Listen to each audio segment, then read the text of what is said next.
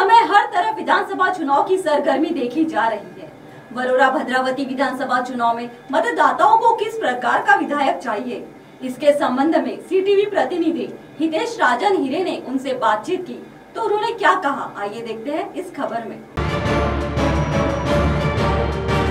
आगामी विधानसभा चुनाव के मद्देनजर चुनावी माहौल गरमाया है। प्रचार कार्य जोरों पर है।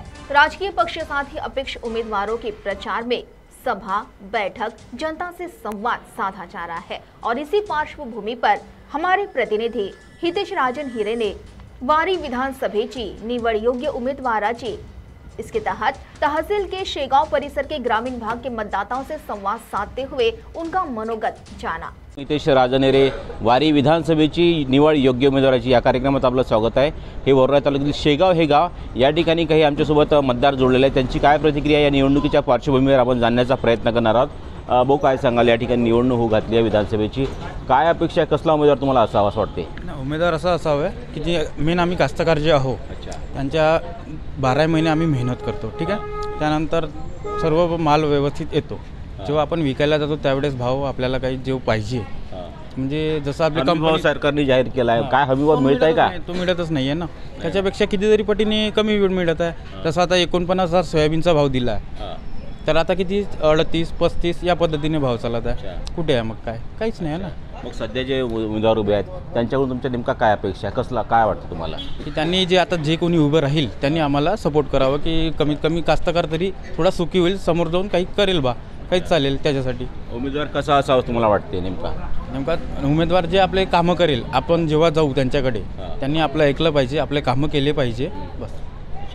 परत काही आमच्याशी मतदार जोडलेले आहेत, त्यांची काय प्रतिक्रिया आपण जाणणार आहोत। भाऊ, काय सांगाल, कुठल्या नेमके तुम्ही?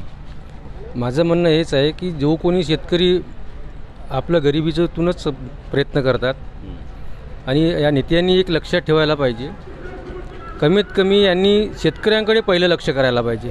शेतकरी परिस्थिती इतकी डाऊन आहे, आज रेट म्हणाल तर एकदम खालच्या पातळीची येऊन गेले। 7,000 रुपये क्विंटल कापसाला दिला आहे, 3400 रुपये सोयाबीनला दिला आहे। हे कुठं रेट होय का? आज सीडचं घ्यायला गेलं बियाणं तर 5,000, 4,500 रुपये सोयाबीनचं रेट आहे सीडचं।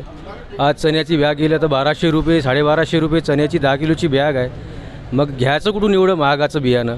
नेमकी या निवडणुकीच्या वेळी तुमची नेमकी काय भूमिका असणार आहे? मग माझं मत नेमकी हेच भूमिका आहे की कोणतेही उमेदवारांनी राहण्याच्या पहिलं शेतकऱ्यांकडे लक्ष करावं, हीच माझी अपेक्षा आहे। या ठिकाणी बघू शकतो की कुठलाही जर उमेदवार असेल, हा ग्रामीण भागाचा परिसर आहे, तरी शेतकऱ्याचं हित जोपासावं अशी प्रतिक्रिया येथील नागरिकांनी या ठिकाणी व्यक्त केली आहे। काही युवक आमच्याशी जोडलेले आहेत, त्यांची काय प्रतिक्रिया आपण जाणणार आहोत। काय सांगाल, सध्या निवडणूक होऊ घातली विधानसभेची, काय वाटते तुम्हाला?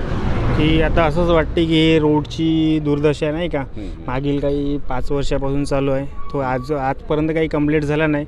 मला तर असं वाटते का जे नवीन अपक्ष उमेदवार राहिले किंवा पक्षाची बी नाही का, तर त्यांनी आता मला तर असं वाटते की प्रहारच्या माध्यमातून जे भाऊ ऐतेशाम अली भाऊ राहिले त्यांनी हे काम पूर्ण करणं असं मला। का तुम्हाला ऐतेशाम भाऊ हवं असं वाटते बा? कारण की ते त्यांचे कामं करत आहे आणि विजिट बी देत आहे, रोडला बी विजिट देत आहे। कडं ॲक्सिडेंट झाला, काही झालं, ते प्रामुख्याने ते कसे पहिलेच येऊन राहिले नाही का सगळं, त्याच्यामुळे असं मला तर असं वाटते की भाऊ हे योग्य राहील आताच्या पंचवार्षिकला। परत आमच्यासोबत काही युवक जोडलेले आहेत। भाऊ, काय सांगाल, आपण सुद्धा ग्रामीण भागातून येता, काय नेमकं ग्रामीणांच्या समस्या आहे? ग्रामीणांच्या समस्या खूप साऱ्या आहेत, पण त्यांच्याकडे लक्ष द्यायला कोणी नाही आहे। सगळं सिटी लेवलवर कामं चालतात, इकडे तिकडे चालतात। आज शेतीमध्ये जायसाठी पांदन रस्ते नाही, शिव रस्ते नाही, फक्त कागदोपत्री ते रस्त्याचे कामं दाखवतात की केले आहे, करणार आहोत आम्ही म्हणून, पण कुठेही असे कामं झालेले नाहीत आहे। आणि राहिलं सिंचन विभागाचं, तर विहिरींसाठी पैसे देतो आम्ही असे आश्वासन देतात, पण त्यांचे पण बिलं निघाले नाही। आज ह्या सरकारने एवढं शेतकऱ्यांना मोडकीस आणलं आहे की ते खूप दयनीय अवस्थेत आहे। या ठिकाणी आमदार होते, खासदार होते, त्यांची कामगिरी काय कितपत योग्य होती, काय वाटते कामगिरीविषयी त्यांचे काय सांगाल? हो ना, त्यांची कामगिरी योग्य होती, तेव्हाच तेच एक रस्ता बनवासाठी 10 वर्षे लागले। म्हणजे ते समजा रस्ता किती उत्कृष्ट बनवत असेल, जेव्हा 5 वर्षाचा 3 वर्षाचा रस्ता बनणारा 10 वर्षे लागतो, म्हणजे किती उत्कृष्ट बनवत असेल ते समजू शकतो आपण त्याच्यावरून। नेमकं मग आता या निवडणुकीमध्ये कुठली काय भूमिका असणार तुमची? भूमिका काहीतरी वेगळं असो बा, परिवर्तन आवश्यक आहे।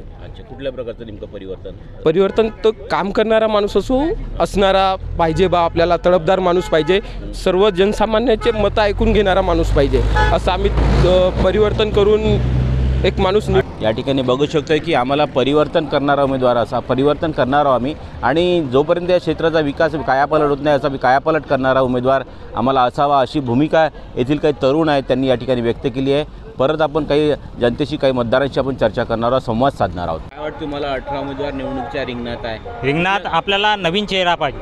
अच्छा, यावेळेस नवीन चेहरा आणणे आहे. काय आपल्या या भागातल्या समस्या आहे? समस्या रोडच्या समस्या आहे, हा हायवे रोडच्या समस्या आहे, गावातल्या नाल्या नाही आहे, बरोबर रोड मंजूर झाले आहे पण अजूनपर्यंत बनवलेले नाही. रोड मंजूर होऊनही रोड बनवण्यास सुरुवात नाही केली आहे. अच्छा, तर 18 उमेदवार निवडणुकीच्या मैदानात उभे आहेत. कुठल्या प्रकारचा उमेदवार तुम्ही निवडणार? निवड म्हणजे विकास करणार आपल्याला. अच्छा, हा. नेमका विकास कशा प्रकारे हवा तुम्हाला? जसा ऐतेशाम अलींनी जो विकास केला आहे वरोऱ्याचा, त्या पद्धतीने आपल्याला शेगावचा विकास करणे आहे आणि त्यांना जास्तीत जास्त मतांनी निवडून आणणे. अच्छा, नेमकं या भागातल्या समस्या काय आहे? समस्या म्हणजे हा रोडच्या आहे. आता 7 वर्षापासून हा रोड बनवलेला नाही. आजी आणि माझी जे खासदार आमदार होते यांनीसुद्धा न लक्ष देता हा रखडलेला आहे. गावातले रोड आहे, नाल्या आहे, यांच्याकडे काही यांचं लक्ष नाही आहे. रोड मंजूर होऊन आहे पण अजूनपर्यंत बनवलेले नाही. हां, व्यावसायिक या संबंधाने आमच्याशी जोडलेले आहेत, त्यांची काय प्रतिक्रिया आपण जाणणार आहोत. भाऊ, काय सांगाल? येत्या निवडणुकीचं वारे वाहत आहे, प्रचाराची रणधुमाळी शिगेला पोचली आहे. तुम्हाला काय वाटते? नेमकं 18 उमेदवार निवडणुकीच्या मैदानात आहे, नेमकं उमेदवार कसा असावं तुम्हाला वाटतं?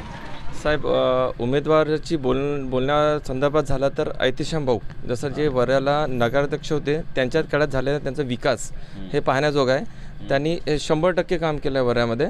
तसंच आता विधानसभेच्या निवडणुका आहे तर तसाच उमेदवार आपल्याला पाहिजे जो तडफदार असावा, लोकल जनतेपर्यंत पोचावा, त्यांचे जे प्रश्न आहे, अडीअडचणी आहे त्यांना सामोरं जाऊन ते हे. का बरं तुम्हाला ऐतेशाम भाऊच 18 पैकी 18 उमेदवार उभे आहेत, पण ऐतेशाम भाऊच काच तुम्ही नेमकं पर्टिक्युलर नाव घेता? नाही साहेब, हा तुमचं बोलणं बरोबर आहे. ॲक्च्युली त्यांचे कामं मी पाहिलं आहे.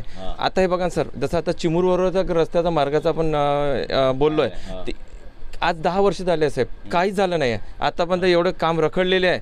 आम्हाला त्यांच्याशी आमच्यासोबत आशा आहे. जसं वर्याचा आपण विकास पाहता तर त्याच्या संदर्भात आशा आहे की ऐतेशाम भाऊ हे करू शकतात. सक्षम उमेदवार आहे, दमदार आहे. तर आणि त्यांच्या संदर्भात ते गरिबातसुद्धा व्यथा आपण सहज जाऊन बोलू शकतो.